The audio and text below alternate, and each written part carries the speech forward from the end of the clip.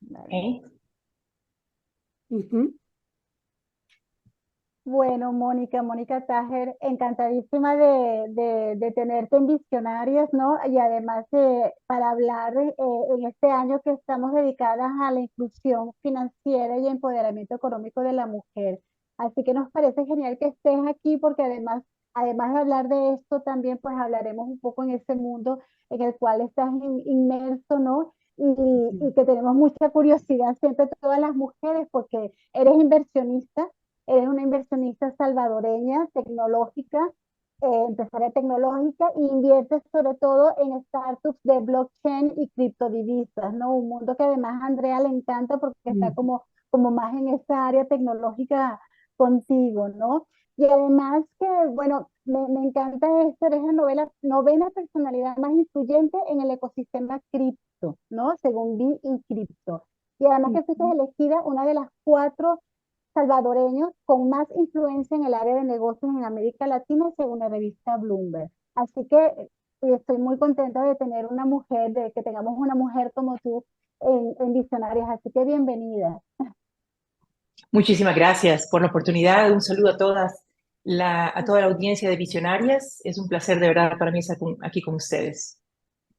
Bueno, pues vamos a empezar por algo que vivimos, bueno, que viven muchísimas mujeres, ¿no? Y que leyendo tu biografía, yo dije, nada, Ujú. tenemos que empezar a hablar sobre esto, ¿no? Y sería, ¿cuál es el primer paso que debes dar, ¿no? Cuando te das cuenta que de repente, pues como mujer, muchas mujeres que lo viven, ya sea que se divorcian, ya sea que enviuden, que no contamos y no pensamos en esa seguridad financiera que tenemos que tener las mujeres y esa independencia, y de repente te das cuenta que estás sin nada, no sabes cómo seguir adelante, tienes que hacerlo, ¿no? Y tienes que tratar de conseguir esa independencia económica, ¿no? Vamos a partir un poco de tu experiencia y me gustaría que brevemente nos contaras cómo tú llegaste y saliste de ese momento y de esa situación en la que te encontraste y hoy por hoy eres una de las mujeres más influyentes. Sí, siempre me encanta compartir mi historia personal porque creo que de esa manera en realidad cualquier mujer, o en este caso, incluso los hombres pueden identificarse con la historia y tratar de tal vez autoanalizarse, que es en realidad lo que todos debemos hacer. Sin embargo, cuando estamos viviendo el día a día, no pensamos, no analizamos o no nos ponemos a hacer, digamos, no pasamos por un proceso de catarsis, por decir así. eh, Acerca de cómo están nuestras finanzas personales o qué podemos hacer para incrementar nuestros ingresos, o si tenemos inversiones o si estamos ahorrando en los vehículos financieros correctos. No hay tiempo para hacer eso y no nos enseñan a hacer eso desde el principio. Entonces, por ende, vamos viviendo la vida a cómo nos llega, ¿no? Si podemos ahorrar un poquito en una cuenta de ahorros, que es lo más usual, pues lo hacemos, pero si no, no pensamos más allá. Ahora, lo que me sucedió a mí es que tuve que tocar fondo para poder en realidad empoderarme a mí misma y analizar el hecho de que en ese momento, cuando yo pasé por un divorcio, después de estar en una relación por 13 años, pasé por un divorcio muy cruel desde el punto de vista no solo emocional, que es obviamente lo que pega al principio, sino que también económico, es decir, estuve a punto de perder mi casa, en ese momento solamente tenía un salario, dependía de un salario, no había manera, no encontraba yo manera de incrementar mis ingresos para poder pagar la hipoteca de mi casa y mucho menos el recibo de luz, agua, la comida que tenía que poner en la mesa para mi hija, muchísimas otras cosas, ¿no? Entonces me encontré en un momento en el que necesitaba tomar una decisión correcta para poder incrementar mis ingresos. En ese momento necesitaba salvar mi casa. Y esa fricción, esa tensión me hizo hasta cierto punto autoanalizarme, que esa palabra es importantísima para todos nosotros. ¿Dónde estamos con respecto a nuestras finanzas personales? Si yo no hubiera pasado por esa experiencia del divorcio, en realidad yo no creo que estuviera acá en este momento. Y le pasa a muchas personas. Entonces, como dije, tuve que tocar fondo.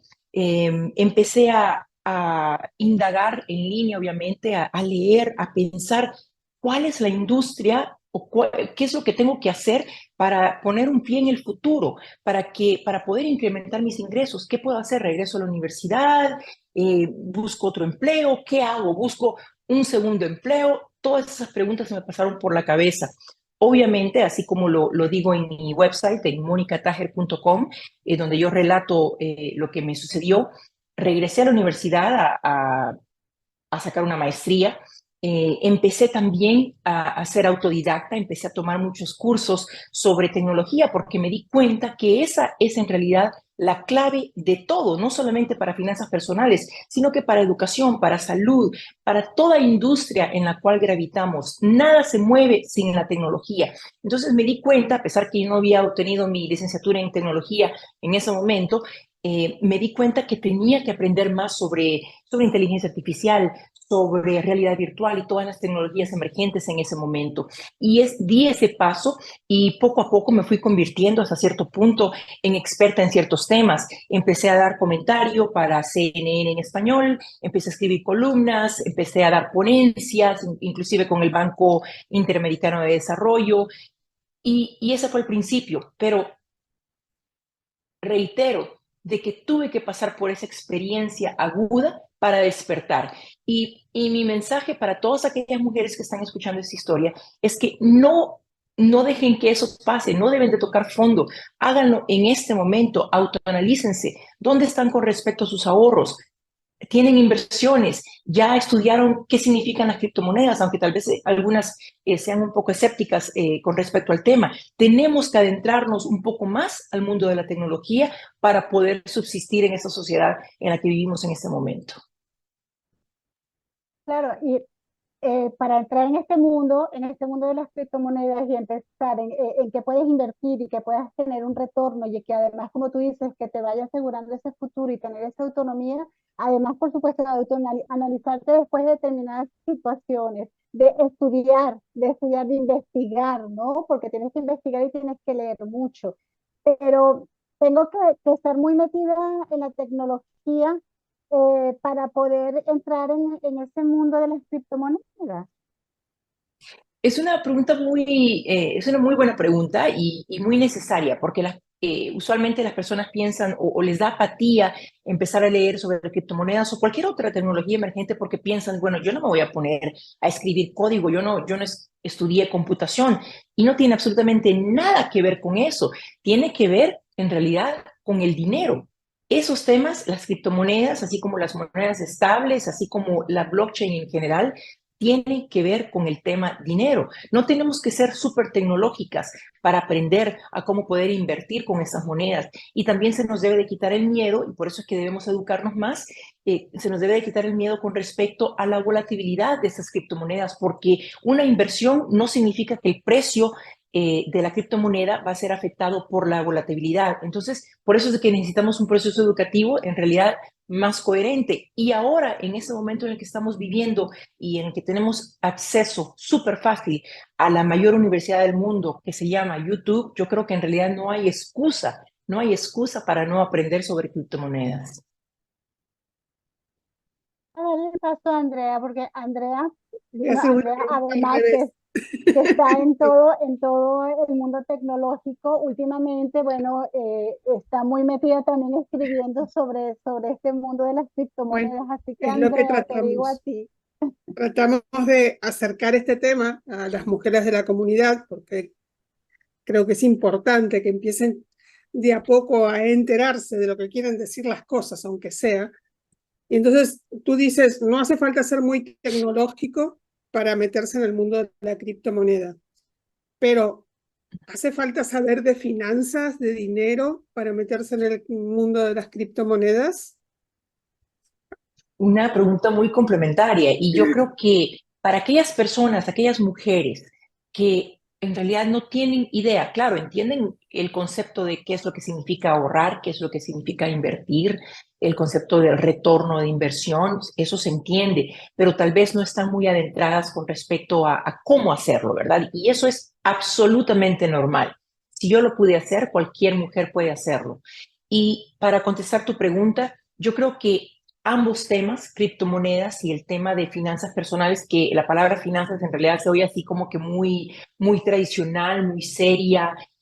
Muchas veces nos da miedo, ¿verdad? Porque pensamos que estamos hablando de temas en realidad aburridos, porque sí, digámoslo en público y en voz alta, las finanzas desde el punto de vista tradicional son aburridas y también es una industria que ha sido dominada históricamente por hombres, como muchas otras industrias, incluyendo la tecnología. Entonces, ¿qué podemos hacer para darle vuelta a ese concepto? Tenemos que hablar de dinero, no tenemos necesariamente que saber qué es, por ejemplo, por decir algo, qué es eh, un fondo de inversión y saber cuáles son las cualidades o los diferentes tipos de fondos. No, eso va a ir a lo largo del proceso educativo, pero sí tenemos que tener claro dos cosas, en mi opinión. Una, que todas queremos incrementar nuestros ingresos. Yo creo que ese es un común denominador. Y dos, tenemos que en realidad responsabilizarnos de cómo vamos a incrementar nuestros ingresos. Es decir, no podemos llegar ahí si no empezamos a leer, si no empezamos a ser autodidactas, ¿no? A educarnos. Fácilmente hay tanta información en YouTube que no es necesariamente aburrido desde un punto de vista pesado de finanzas, sino que es más animada con conceptos más entendibles. Entonces, yo sí considero que en esta época ninguna mujer debe o en este caso, no debería de dejar pasar esta oportunidad con respecto a aprender más sobre dinero y aprender más sobre criptomonedas. Claro, lo básico y una de las cosas más importantes es justamente la educación financiera. Y es con la educación financiera es que podemos lograr la autonomía económica. Y muchísimas mujeres, pues muchísimas mujeres, y lo sabemos bien, y sobre todo, bueno, tanto en España como en todos nuestros países de América Latina, pues dependemos financieramente de otras personas, sobre todo el papá, el esposo, el hermano, el hijo, etcétera, ¿no? Además de la educación financiera, ¿qué recomiendas a estas mujeres, ¿no? Para que salgan, para que se empoderen, pues, económicamente, porque esa es la finalidad, que nos empoderemos. Correcto. A veces escucho en las ponencias que doy, y cuando se me acercan algunas mujeres a platicar y a tal vez compartir sus experiencias, escucho muchas veces, es que no todas nacimos para, por ejemplo, lanzar un negocio. Completamente de acuerdo. No todas las mujeres van a aspirar a tener su propio negocio. Yo sí tenía esa espinita que no me había sacado y que hasta cierto punto explotó ese montón de ideas que tenía y ese ímpetu a raíz de mi divorcio. Pero de nuevo, recalco, tuvo que pasar algo así tan preponderante para que yo despertara. Ahora, yo sé que hay muchísimas mujeres que tienen tal vez una muy buena idea y que por A o B razón no han lanzado el negocio, porque les falta capital, porque no saben cómo empezarlo, no saben ni siquiera tal vez cómo incorporar una empresa en España o en este caso en su país de origen en Latinoamérica. Entendible. Pero volvemos al punto, no significa que no pueden empezar si en este momento dependen de un empleo y trabajan, por ejemplo, de 8 a 5, de 9 a 6. Al llegar a casa o en su hora de almuerzo, empecemos a investigar, empecemos a hacer research, empecemos a acercarnos a las organizaciones que existen en todos los países, que proporcionan información y muchas veces gratis para cómo incorporar una compañía, para cómo lanzar un negocio. Y muchas de esas organizaciones también ofrecen capacitaciones en diferentes áreas que tienen que ver con un negocio, ¿verdad? Ahora, mi punto, si hay una mujer que está viendo esta entrevista y que dice, no, yo de verdad, a mí lanzar un negocio no me interesa, no hay ningún problema. Entonces, si usted tiene un empleo, está en una empresa o incluso está trabajando para una organización no lucrativa, entonces tratemos de aspirar a seguir escalando ese vertical. ¿Por qué? Porque hay mucho research, hay mucha investigación que muestra que aquellas empresas, sobre todo las Fortune 500, que son a nivel mundial, ¿verdad? Global, aquellas empresas que tienen por lo menos el 20% de mujeres en posiciones de liderazgo son las que generan más ingresos, más profit, ¿verdad? En este caso. Entonces, es importantísimo que aspiremos siempre a dar un paso más. ¿Por qué? Obviamente eso nos va a generar más ingresos. Número dos, vamos a dejar una huella con nuestras hijas, nuestras sobrinas, nuestras amigas, cualquier otra mujer que se encuentre alrededor. Y número tres, muy importante, en vez de echarnos zancadilla una a la otra, debemos de apoyarnos, debemos de servir como mentoras, debemos de aconsejar a aquella que tal vez va un paso atrás de nosotras, pero y necesita ayuda y nosotros ya hemos hecho ese camino, ya sabemos por dónde ir. Entonces, debemos de apoyarnos. Yo creo que ahí hay una diferencia fundamental entre el hombre y la mujer. Los hombres forman claustros, forman grupos de apoyo, tal vez orgánicamente, tal vez no tan eh, valga la redundancia, organizadamente.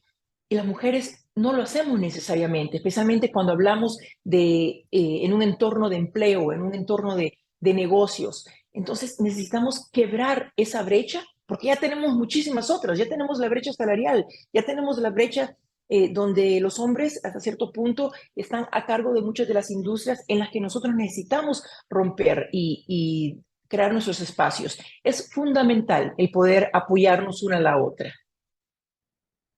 Sí, bueno, bueno, a mí me encanta esa palabra sororidad, ¿no? Y tenemos que practicar esa sororidad para poder avanzar todas, ¿no? Y para poder romper esas barreras, ¿no? Y esas creencias limitantes que nos persiguen mucho. Ahora te pregunto, Mónica, desde el punto de vista financiero, ¿qué recomiendas? ¿Cuáles son los pasos estratégicos que debe seguir una mujer emprendedora? Como tú bien dices, bueno, muchísimas mujeres emprendedoras empiezan además sin capital, ¿no? ¿Y qué es lo que tú recomiendas para empezar a formar ese capital y poder, por supuesto, desarrollar su negocio? Exacto. Es una pregunta clave porque muchas veces no sabemos por dónde empezar, ¿verdad? Pero como acoté anteriormente, necesitamos como mujeres acercarnos independientemente si usted que está viendo esta entrevista vive en Quito, vive en Madrid, vive en Valencia, vive en San Salvador, en cualquier ciudad, necesita saber, uno, que hay programas de muchas organizaciones y también de entidades gubernamentales que prestan esos servicios gratuitos para poder crear un negocio, una idea, si ya se tiene una idea, gestarla y luego encaminarla para poder lanzar ese negocio. Dan información de cómo incorporar la empresa para que se minimicen los impuestos al momento en que no está, en este caso, creando capital, generando ingresos. Eh, todas las ciudades poseen este tipo de organizaciones, o en este caso también una cámara de comercio, por ejemplo, de mujeres. Necesitamos acercarnos, salir de nuestra casa literalmente y acercarnos a estas entidades. Incluso todos los gobiernos, ya sean municipales o en este caso a nivel federal, tienen también ese tipo de entidades que apoyan a la micro y pequeña empresa. El mundo de las criptomonedas eh, es un mundo todavía muy masculinizado. Bueno, yo veo que hay muchísimas mujeres que están comenzando y que están entrando a este mundo de las criptomonedas. ¿Cómo está haciendo el desarrollo de las mujeres en este mundo y qué es lo que hace falta para que hayan más mujeres en el mundo de las criptomonedas? Sí, fíjate que yo empecé en el mundo de las criptomonedas, específicamente con el Bitcoin en el 2014, porque ya estaba encaminada en esto de la tecnología. Entonces, obviamente, me topo con el white paper de Satoshi Nakamoto y observo dos cosas. Una, que el concepto del Bitcoin iba a venir a romper esquemas, definitivamente. En ese momento ya me tocó leerlo tarde porque fue en el 2014. No me considero así una early adopter, así como le llaman, ¿verdad? No inicié justo cuando salió el Bitcoin. Pero lo que más me impactó fue en realidad la tecnología blockchain, que en mi opinión es en realidad lo que va a venir a revolucionar o lo que ya está poco a poco revolucionando todas las industrias que conocemos en este mundo, todas las industrias habidas y por haber. Las criptomonedas son solamente una parte mínima de lo que la blockchain puede hacer. ¿Qué pueden hacer las mujeres? ¿Por qué no hay muchas mujeres en esta industria o en este ecosistema? ¿Y qué podemos hacer para multiplicarnos? Vuelvo al punto, no tenemos que saber cómo escribir código. ¿Por qué? Porque en el mundo de las criptomonedas hay diferentes, así como en cualquier otra tecnología emergente, hay diferentes espacios en los que podemos gravitar. En marketing, en ventas, en educación, en todo tipo de, en este caso, de carrera, de industria, de oficio relacionado a las criptomonedas. Sí, obviamente necesitamos leer más o necesitamos ver más videos de YouTube o necesitamos tomar cursos en plataformas como Platzi o Udemy o muchísimas otras plataformas, escuchar este tipo de entrevistas para que despertemos. Pero yo creo que es importantísimo el que también busquemos grupos o meetups, por ejemplo, yo sé que en España hay muchísimos y hay muchísimos eventos a los que, por cierto, yo he asistido, eventos sobre criptomonedas, sobre blockchain. Necesitamos salir de nuestra zona de confort y meternos al ecosistema y saber de que no todo es, en este caso, trading, ¿verdad? Comprar y vender criptomonedas, sino que, como lo dije anteriormente, puede haber una plaza de mercadeo o una plaza de ventas, una plaza de educación en todas estas empresas que existen ya en el ecosistema. Un ejemplo muy pequeño, por ejemplo, hay un exchange grandísimo que se llama Binance y que tiene, yo sé que tiene una academia, un brazo educativo para que, además de todas las otras unidades de negocio que tienen. Entonces, si una mujer, y en México, por cierto, la persona que, el country manager es mujer.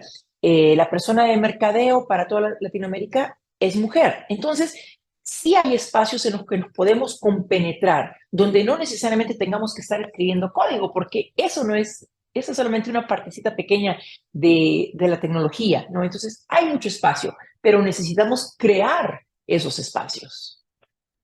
Exacto. Y Mónica, ¿cómo se llega a ser una de las mujeres más influyentes en los negocios?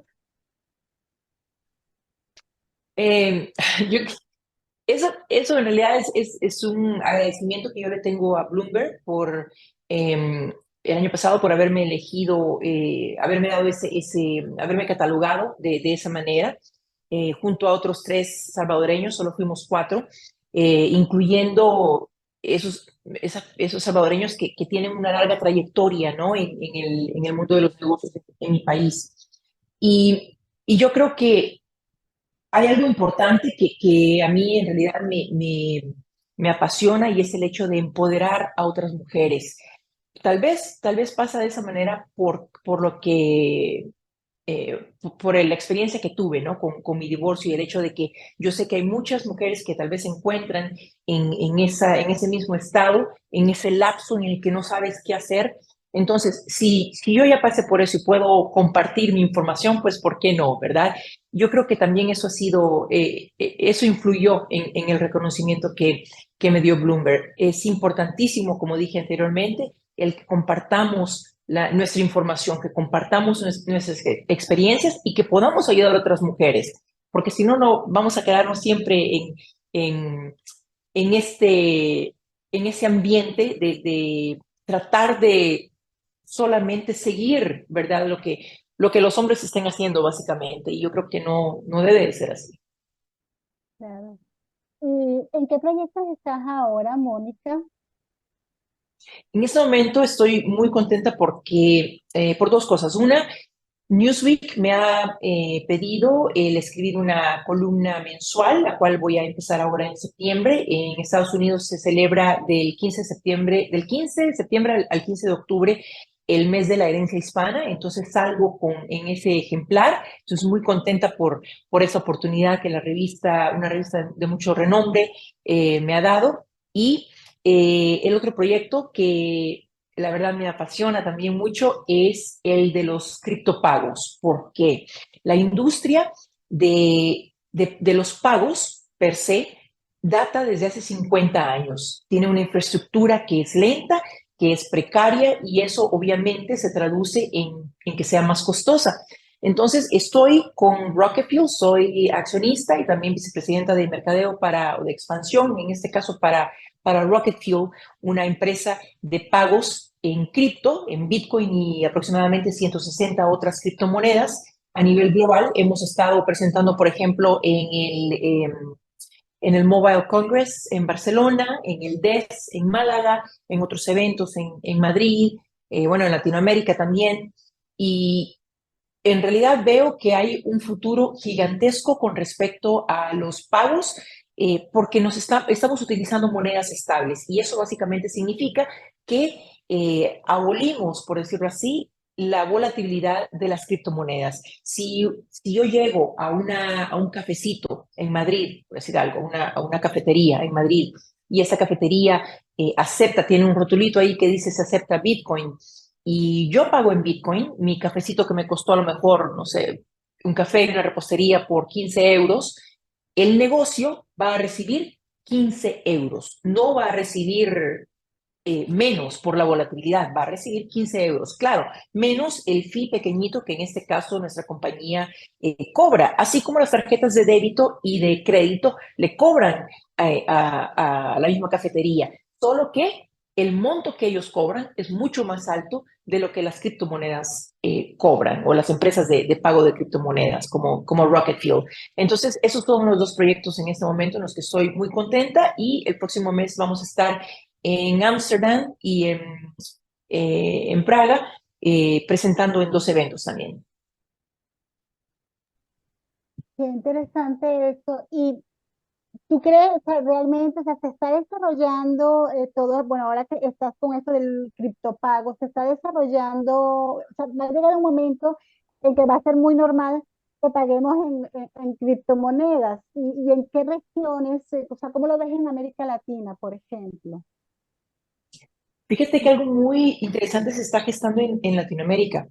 Eh, sí, yo creo que va a llegar un momento en que vamos a vivir definitivamente en un mundo híbrido donde el pago tradicional, ¿verdad? Con plástico, con tarjeta, pues obviamente la vamos a seguir utilizando, pero también el pago digital, en este caso con Bitcoin o cualquier otra criptomoneda, va a ser muy normal. ¿Por qué? Por el costo, por la rapidez, por la seguridad en la blockchain, por el hecho que no hay contracargos. Eso es algo muy importante. Un contracargo es, por ejemplo, que yo llego a una librería en Madrid y compro un libro y luego dejo pasar unos días y le digo a mi banco, oye, aquí tengo un cargo en mi tarjeta de crédito y yo no lo autoricé. Y ese fue el libro que yo compré. Y de ese tipo de fraude hay muchísimos a nivel global. De hecho, los negocios pierden porque el banco no va a afrontar ese cargo, sino que le va a quitar el dinero a la librería, ¿verdad? Eso es lo que va a pasar. Y me devuelve a mí íntegro el dinero que yo gasté, pero después de haber cometido fraude. Entonces, con las criptomonedas no hay fraude. De hecho, el mayor número de fraudes que se suscitan en el sistema monetario en ese momento sigue siendo con dinero fiat, es decir, con dinero tradicional, con divisas tradicionales, ¿verdad? Locales. Yo sí creo que va a aumentar todavía, va a haber más visibilidad de los criptopagos en Latinoamérica, especialmente en aquellas economías precarias. Por ejemplo, ayer el gobierno argentino subió el interés a 118%. O sea, es algo ridículo.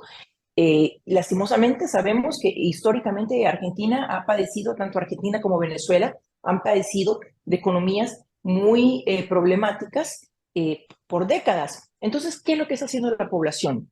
No hay una ley que regule las criptomonedas en ambos países, pero la población se ha buscado utilizar no solamente Bitcoin, sino que muchas monedas estables, otro tipo de monedas, Ethereum y otras, para poder subsistir, para poder contrarrestar la volatilidad de su moneda local, la inflación y poder, en este caso, tener acceso a la canasta básica. Entonces, esos son dos ejemplos en Latinoamérica, pero estamos viendo que en otros países como Colombia, también donde hay una adopción muy alta de criptomonedas, se está empezando a normalizar el tema de los pagos. En El Salvador, que es mi país natal, obviamente hay una regulación que va más allá ¿verdad? De simplemente que la gente quiera ocupar la criptomoneda. En este caso, pues el Bitcoin es moneda de curso legal. Y en México y en Brasil, poco a poco vamos a ir viendo hasta cierto punto, renacimiento de este sistema monetario que ya no va a ser tan tradicional. Yo sí creo que esto va a cambiar poco a poco. Y en relación a esto que estás diciendo, eh, tengo entendido que ya hay muchos bancos centrales de los países que están pensando en generar las cripto euros o los cripto dólares o lo que sea que vayan a crear cuando nos creen estas monedas digitales, como un poco para entrar en competencia con lo que está pasando con las criptomonedas, ¿no? ¿Tú crees que esto realmente a nivel gubernamental, lo digo por la filosofía de blockchain, que tiene un poco de, que no está como muy relacionada con estos temas de bajar las leyes tan al nivel de decir intervenir la blockchain como sería en el caso de un gobierno que tiene que emitir sus monedas de curso legal y estas cosas? O sea, ¿cómo se puede encontrar ahí la tecnología? ¿Puede haber problemas? Correcto. Lo que los bancos están haciendo, y tienes mucha razón cuando dices de que lo están haciendo a manera de competencia, a manera de contrarrestar las criptomonedas, pero lo que los bancos están haciendo es que están emitiendo primero leyes para poder sacar esta otra moneda digital.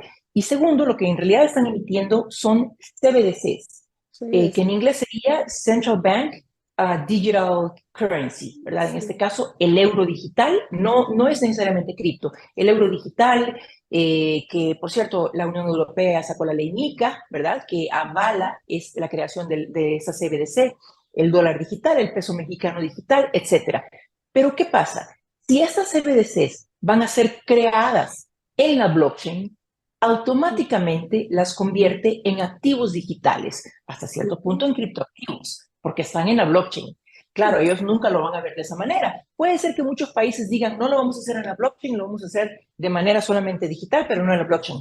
Está bien. Para empresas como la mía, como Rocket Fuel, empresa de pagos en cripto, simplemente añadimos este otro activo digital a nuestro catálogo y ahora si hemos añadido el euro digital, ahora decimos que tenemos 161 monedas en vez de las 160 que teníamos. A las empresas de pago no les va a afectar en absolutamente nada. Todo lo contrario, vamos a tener un portafolio todavía más grande.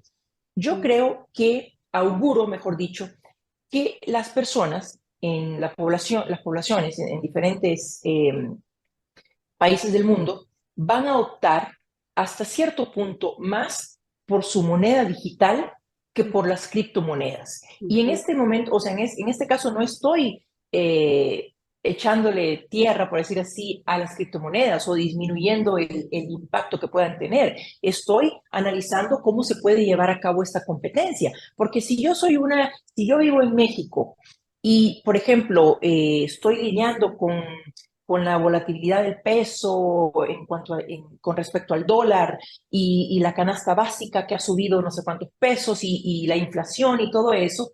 Entonces, y tengo una mentalidad tradicional con respecto al dinero, yo voy a confiar más en lo que el gobierno me diga, lastimosamente así va a pasar, y voy a adoptar el uso del peso mexicano digital y no necesariamente del Bitcoin. Eso es lo que va a pasar. Pero ¿por qué? Volvemos al punto que hace falta mucha educación y dos, obviamente, los gobiernos están pero peleando fuerte para poder contrarrestar este movimiento llamado criptomonedas. Claro, claro. Es que nos lo van a pintar bonito los gobiernos para que nos pasemos a las cripto de cada, no cripto, las monedas digitales de cada, bueno, no vamos a tener mucha escapatoria, creo yo. Esta va a ser la situación de o nos pasamos directamente a criptos total, o tendremos que afrontar que tenemos que adoptar las monedas que nos impongan los distintos países, bueno, tal como lo han hecho a lo largo de la historia, ¿no? Pero bueno, estos son temas como que de mucho, no están tan lejanos, porque aquí, como dices, ya aprobaron una ley europea y aquí enseguida van a copiar y pegar todos los países de Europa seguro.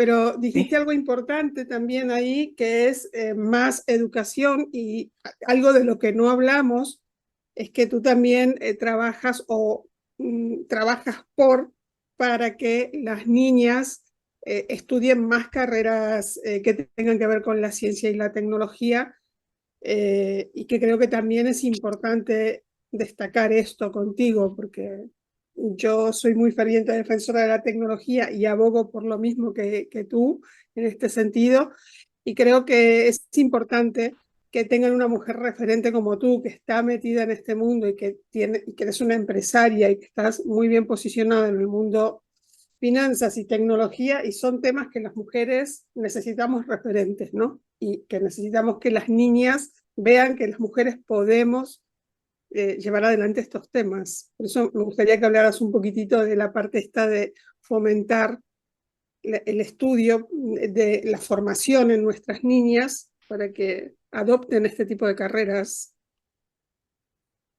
Sí, totalmente. Es algo imprescindible, pienso. Ayer estaba, bueno, obviamente siguiendo, porque de ahí nace todo, de ahí nace la regulación, de ahí nacen, se gestan, estoy hablando de la política, se gestan, eh, en este caso, programas, ¿verdad?, que puedan ayudar o en este caso no beneficiar a las mujeres. Entonces estaba siguiendo de cerca las elecciones en Argentina y el candidato que va a la vanguardia estaba, pues, hasta en shock, hasta cierto punto, leyendo Los y viendo un argentinos video. estamos en shock. Yo creo, yo creo, Milei, y estaba viendo un video donde básicamente dice que va a abolir, va a cerrar la Secretaría de la Mujer, el Ministerio de la Mujer y el Ministerio de Ciencia y Tecnología. Ya es algo muy, muy deprimente, muy peligroso. ¿Por qué? Porque no hay espacios. Primeramente hay una brecha educacional. Se crean estereotipos entre niños y niñas, comenzando en el tercer grado, por ahí segundo, tercer grado, donde no sé, como por osmosis, las niñas piensan que tal vez los niños son mejores en matemática. Entonces, eso, vamos creciendo con esa noción, llegamos a la universidad y tal vez nos gusta mucho la matemática, pero nos da miedo el meternos a ingeniería porque pensamos, se nos mete el síndrome del impostor y pensamos, pues yo tal vez no voy a poder, tal vez va a ser muy difícil esa carrera y mejor me meto a, qué sé yo, a otra cosa que tenga que ver con matemática y termino como maestra de matemática, ¿verdad?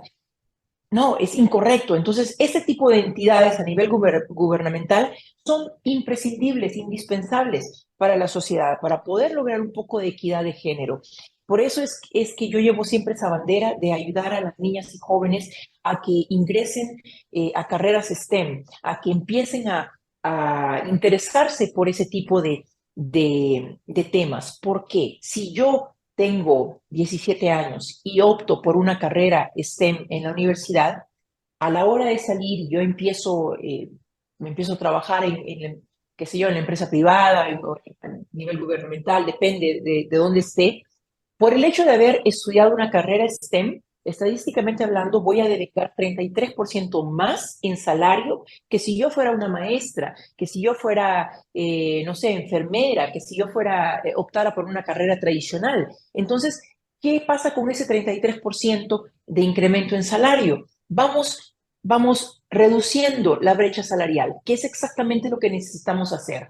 Una mujer devenga entre el 58 perdón, entre 58 y 71 centavos por cada dólar en Latinoamérica, por cada dólar que un hombre gana. ¿Por qué pasa eso? Si ambos fuimos a la universidad y ambos nos quemamos las pestañas estudiando, y encima de eso, sobre todo en Latinoamérica, porque creo que en Estados Unidos las latinas tienen más espacio de poder decir, bueno, vamos a compartir las tareas del hogar, pero en Latinoamérica, tal vez con algunas excepciones, todo eso le recae a la mujer y termina trabajando un 30% más en la semana que el hombre, después de haber regresado de trabajar, de su empleo, ¿no? Tiene que venir a limpiar la casa, a hacer cena, a cuidar los hijos, a ver las tareas de los hijos, cuando esas tareas deben de compartirse. Pero no estamos ahí todavía porque entonces también estamos hablando de otro tipo de patrones culturales como el machismo. Y yo sé que a los hombres muchos hombres odian escuchar esa palabra y dicen, no, ya hay una Secretaría de la Mujer, la ley dice que todos somos iguales en este país.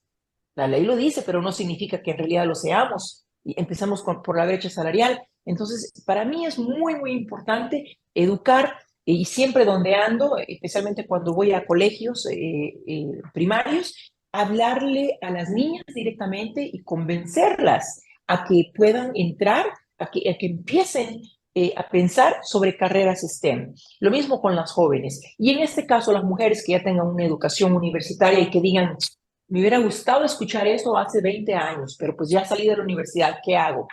Nunca es tarde. Podemos, no digo regresemos a la universidad, sino que lo que digo, porque tal vez no hay tiempo, porque necesitamos seguir trabajando para poder mantenernos, pero tratemos de ver de qué manera podemos meternos dentro de este maravilloso mundo de la tecnología o cualquier otra carrera STEM y empezar a abrir, a quebrar esa brecha, empezar a tratar de crear un mejor futuro para nosotras. Ujú. Pero por eso es tan importante lo que dices. Hay que partir de la educación, ¿no? Y es importante los modelos. Y mientras más mujeres veamos en el mundo de la tecnología, dirigiendo empresas, liderando organizaciones, pues por supuesto las niñas van a decir, wow, pues sí, pues es mentira, yo puedo con la matemática, yo puedo con la ingeniería, yo puedo llegar a donde ella ha llegado también. Y Mónica, bueno, ya para Así es. finalizar la entrevista, un mensaje que les dejes a las mujeres visionarias que vayan a escucharte y que te vayan a leer. El mensaje definitivamente debe de ser, nunca dejemos de estudiar, nunca dejemos de leer. Por ahí leí en algún lado, y lo veo usualmente en las redes sociales, que dicen, bueno, ahora en la forma como el mundo está girando alrededor nuestro, no necesitamos ya una carrera universitaria, porque uno puede lanzar un negocio y miren lo que ha hecho Mark Zuckerberg, miren lo que ha hecho Sí. Bill Gates, etcétera.